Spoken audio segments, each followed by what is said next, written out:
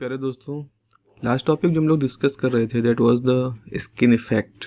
Electromagnetic wave जब किसी conductor के थ्रू पास होती है तो उसमें एक फिनोमेना होता है जिसको कि हम स्किन इफेक्ट कहते हैं। इसकी कुछ मैथमेटिक्स हम लोगों ने कंप्लीट कर ली थी लास्ट लेक्चर में। आज उसका एक डिस्कशन कर लेते हैं। देखिए, एक फार्मूला हम लोगों ने डिराइव किया था कि अगर हमें इलेक्ट्रिक फील्ड निकालना है तो इलेक्ट्रिक फील्ड जो कि फंक्शन ऑफ पोजीशन का होता है टी है, इसको ऐसे लिख सकते हैं। ये ई कोई वैल्यू है, एक्सपोनेंशियल आई ये प्रोपगेशन नंबर है और ओमेगा टी, इस तरह से हम लिख सकते हैं। अब यहाँ पर अगर हम के को देखें तो के को लिखा जा सकता है के रियल प्लस के इमेजिनरी, दो पार्ट में इसको हम तोड़ सकते हैं। अगर आप ऐसा करोगे तो आपका जो एक्सप्रेशन है वो कैसे हो जाएगा, ई तो ऐसे रहेगा एक्सपोनेंशियल आई, यहाँ हम लिख दें के आर आई के आई माइनस ओमेगा टी। इसको आई को अंदर मल्टीप्लाई करोगे तो आपके पास हो जाएगा ई एक्सपोनेंशियल आई के आर, इसको हमने मल्टीप्लाई कर दिया और इसके साथ हम आई ओमेगा टी रख लेंगे ये वाला, और जो ये आई वाला फैक्टर है ये हो जाएगा एक्सपोनेंशियल माइनस या प्लस कह दो आई स्क्वायर के आई।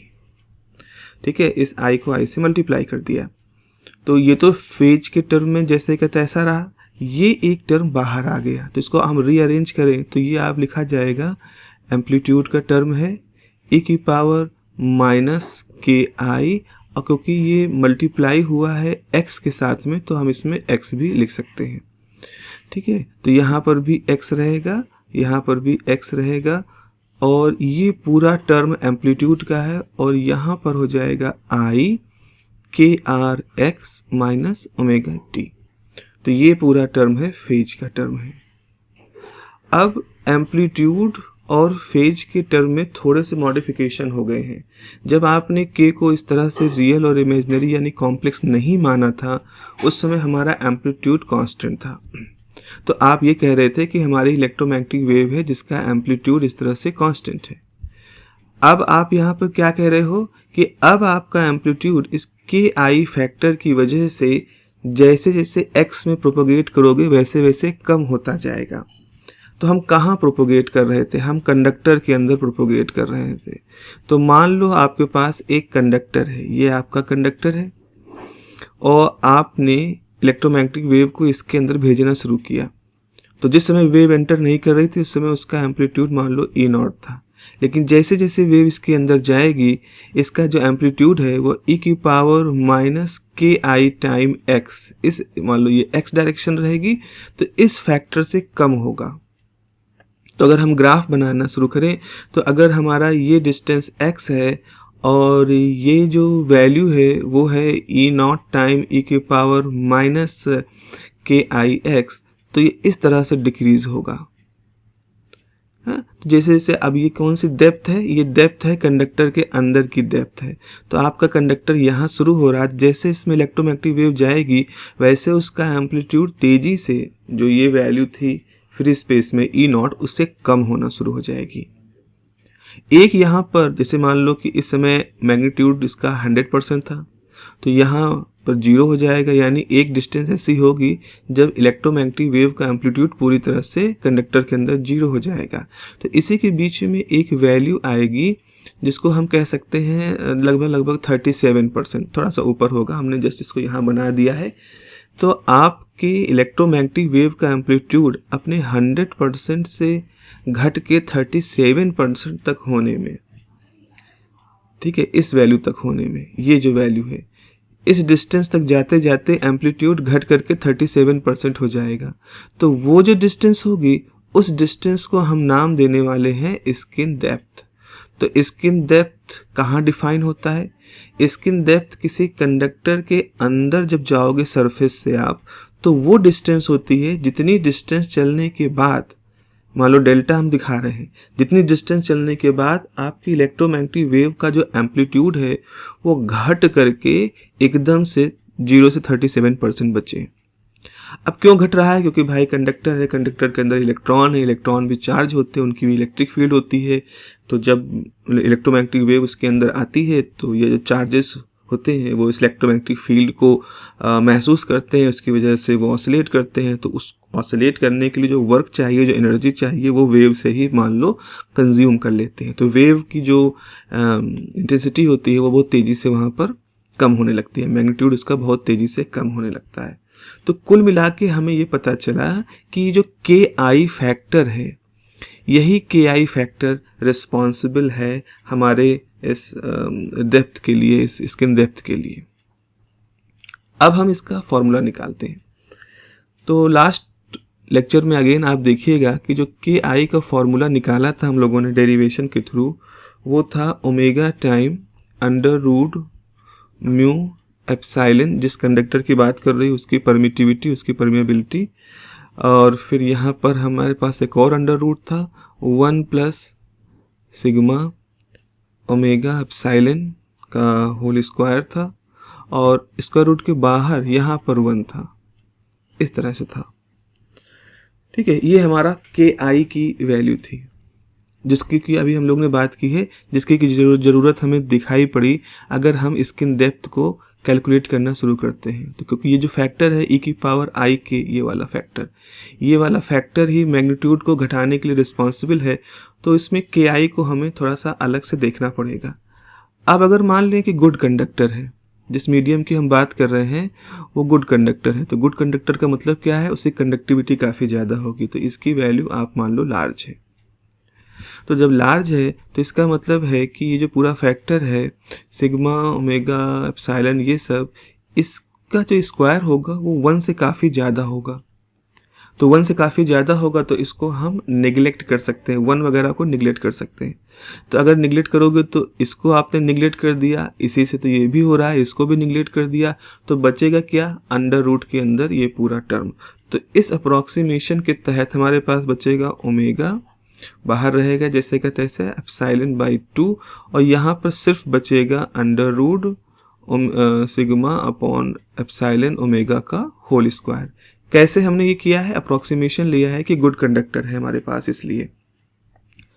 तो अब देखो यहाँ पर कुछ सिंप्लीफिकेशन हो जाएंगे, ओमेगा वैसा हो जाएगा, म्यू एप्सिलॉन बाई 2 हो जाएगा, यहाँ से सिग्मा अपॉन एप्सिलॉन ओमेगा हो जाएगा, एप्सिलॉन कैंसिल, तो आपके पास फॉर्मूला क्या बचेगा, आपके पास बचेगा sigma upon sigma into mu 2 omega. अब क्या करो, आप जो बाहर ओमेगा है, यहाँ पर जो ओमेगा है इसको अंदर ले आओगे तो ओमेगा स्क्वायर के साथ आएगा, तो ये इसको कैंसिल कर देगा। तो थोड़ा सा और ही हमने इसको लिख दिया, omega conductivity mu by 2। Okay, ये हो गया हमारे पास फॉर्मूला। और अगर हम इसको यहाँ पर अगर हम इसको इन्वर्स कर दें, लेट के आई बराबर 1 अपॉन डेल्टा, यहाँ डेल्टा है हमारा स्किन, ओके, तो ये हमारे पास है स्किन डेप्थ। अब यहाँ सवाल आता है कि हमने यहाँ पर के बराबर 1 अपॉन डेल्टा क्यों रखा। तो जरा आप देखो मैग्नीट्यूड का फॉर्मूला देखो ये बहुत अच्छा क्वेश्चन है। मैग्नीट्यूड का फॉर्मूला देखो, तो मैग्नीट्यूड के फॉर्मूले में एम्पलीट्यूड क्या है, ई टू द पावर माइनस आई के आई इंटू एक्स, है ना। तो अगर x की वैल्यू 1 अपॉन के आई कर दें, अगर x की वैल्यू 1 अपॉन के आई कर दें तो आपका एम्पलीट्यूड हो जाएगा e, मान लो इसका हम मैग्नीट्यूड ले लें, पावर -1, यानी कि ये हो जाएगा e अपॉन स्मॉल e। तो डेफिनेशन तो यही थी ना हमारी कि वो डिस्टेंस, जितने डिस्टेंस के बाद हमारे इलेक्ट्रोमैग्नेटिक वेव का एम्पलीट्यूड अपने इनिशियल एम्पलीट्यूड का घट के 1/e टाइम रह जाए, यानी कि 37% रह जाए, उस डिस्टेंस को हम स्किन डेप्थ कहते हैं। तो बेसिकली अगर ये x की वैल्यू जो डेल्टा है ये स्किन डेप्थ है, तो स्किन डेप्थ जो है वो डिफाइन होता है 1/ki से, क्योंकि ये वो डिस्टेंस होती है जितना चलने के बाद किसी कंडक्टर के अंदर हमारे इलेक्ट्रोमैग्नेटिक वेव का एम्पलीट्यूड एकदम से घट करके 100% से 37% हो जाता है। तो इस लॉजिक के हिसाब से हमने के आई को इस तरह से लिख दिया है। तो अब के आई का हमारे पास एक सिंप्लीफाइड एक्सप्रेशन भी आ गया है गुड कंडक्टर के लिए। तो हमारे पास स्किन डेप्थ की वैल्यू क्या आ जाएगी, 1/KI, और ये हो जाएगा √2 ओमेगा डेल्टा म्यू। एक काम और कर सकते हैं, एक काम हम यहाँ पर ये कर सकते हैं, ओमेगा की वैल्यू 2πf कर दें, डेल्टा ये कर दें, तो ये 2 कैंसिल हो जाएगा और हमारे पास एक बेहतर सा फॉर्मूला हो जाएगा √1/πf डेल्टा म्यू। देख लीजिए, तो स्किन डेप्थ जो होती है किसी कंडक्टर के अंदर इलेक्ट्रोमैग्नेटिक वेव कितना अंदर तक जा सकती है, इस बात को हम अगर देखें तो कुछ चीज़ों पर डिपेंड कर रहा है। पहला, कंडक्टिविटी इन्वर्सली प्रोपोर्शनल है फ्रीक्वेंसी के। √ तो है डेफिनेटली, लेकिन हम एक नेचर को फॉलो कर देखना चाह रहे हैं, क्या ट्रेंड क्या है। तो स्किन डेप्थ इन्वर्सली प्रोपोर्शनल है फ्रीक्वेंसी ऑफ इलेक्ट्रोमैग्नेटिक वेव की। तो इसका मतलब है अगर आप लार्ज फ्रीक्वेंसी की इलेक्ट्रोमैग्नेटिक वेव यूज करोगे तो स्किन डेप्थ कम होगा। तो इसका एक एग्जाम्पल हम अगर बताना चाहें तो जैसे अगर आपने मान लीजिए कॉपर लिया, तो आपने कॉपर लिया और कॉपर पे 60 हर्ट्ज की सपोज इलेक्ट्रोमैग्नेटिक वेव गिराई, तो जो 60 हर्ट्ज की इलेक्ट्रोमैग्नेटिक वेव होती है वो करीब करीब 0.86 सेंटीमीटर कंडक्टर के अंदर पेनिट्रेट कर जाती है। तो जैसे अगर हमारे पास ये कंडक्टर है, इस तरह का कंडक्टर है, तो ये जो डिस्टेंस है ये मान लो 0.86 है। तो जब इलेक्ट्रोमैग्नेटिक वेव जाएगी तो इतनी दूर जा कर के वो मतलब 0.86 सेंटीमीटर तक वो चली जाती है, उसके बाद एकदम से उसका मैग्नीट्यूड काफ़ी कम हो जाता है। तो ये डिस्टेंस हमारी 0.86 है, यानी स्किन डेप्थ। लेकिन अगर आप एक बहुत हाई फ्रिक्वेंसी ले लो, अब हाई फ्रिक्वेंसी मतलब मान लो कि मेगा हर्ट्ज है, कुछ मेगा हर्ट्ज में है इसकी फ्रिक्वेंसी, तो अगर हम 1 मेगा हर्ट्ज भी मान लें तो एक्सपेरिमेंटली देखा है इसकी वैल्यू 0.0067 मान सकते, लगभग इतना हो जाती है। अब 67 कितना है, बिल्कुल 0067 डेसिमल के 4th 3rd प्लेस पे ये बिल्कुल एकदम सरफेस होगा। तो कंडक्टर का ये जो बिल्कुल सरफेस है, मतलब ये तो मिलीमीटर का भी बहुत छोटा सा हिस्सा है, इतना ही होगा। इतनी पतली सी लेयर में ही इलेक्ट्रोमैग्नेटिक वेव बहुत तेजी से डिक्रीज कर जाएगी। तो इस तरह से हम देख रहे हैं कि स्किन डेप्थ जो टर्म है वो फ्रिक्वेंसी के ऊपर डिपेंड करता है। तो अगर आप लार्ज फ्रिक्वेंसी की इलेक्ट्रोमैग्नेटिक वेव भेजोगे तो स्किन डेप्थ कम होगी, अगर कम फ्रिक्वेंसी की भेजोगे तो स्किन डेप्थ ज़्यादा होगी। इसीलिए इसका नाम भी स्किन इफेक्ट है। स्किन इफेक्ट या स्किन डेप्थ इसको हम इसलिए कहते हैं क्योंकि कंडक्टर की जो स्किन है, जैसे हमारी स्किन होती है हमारे बॉडी का सबसे आउटर मोस्ट कवर होता है, तो वैसे ही किसी कंडक्टर का जो सबसे आउटर मोस्ट कवर है उसी में ही ये इलेक्ट्रोमैग्नेटिक वेव एकदम से जाती हैं और एटेन्यूएट हो जाती हैं, एम्पलीट्यूड उनका कम हो जाता है। तो ये बहुत ही पतली सी लेयर में होता है, बहुत ही पतली सी डिस्टेंस में होता है, इसीलिए इसको हम स्किन ऑफ कंडक्टर कहते हैं, या स्किन वर्ड यहाँ पर जुड़ गया है। दूसरा एक और चीज़ यहाँ पर आप देख सकते हो कि ये जो स्किन डेप्थ है ये इन्वर्सली प्रोपोर्शनल होता है कंडक्टिविटी के।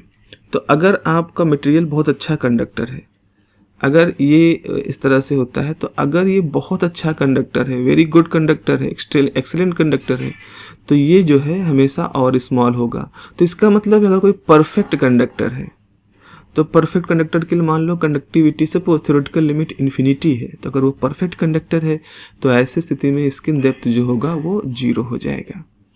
तो इस तरह से स्किन डेप्थ का हम लोगों ने फॉर्मूला देखा, और स्किन डेप्थ में हम पाते हैं कि ये किन किन फैक्टर्स पर डिपेंड करता है। तो 2 फैक्टर है मुख्य रूप से, एक तो फ्रिक्वेंसी है इलेक्ट्रोमैग्नेटिक वेव की, इन्वर्सली प्रोपोर्शनल है वहाँ पर, और दूसरा है कंडक्टिविटी ऑफ द मीडियम, उस पर भी इसकी इन्वर्स प्रोपोर्शनलिटी रहती है।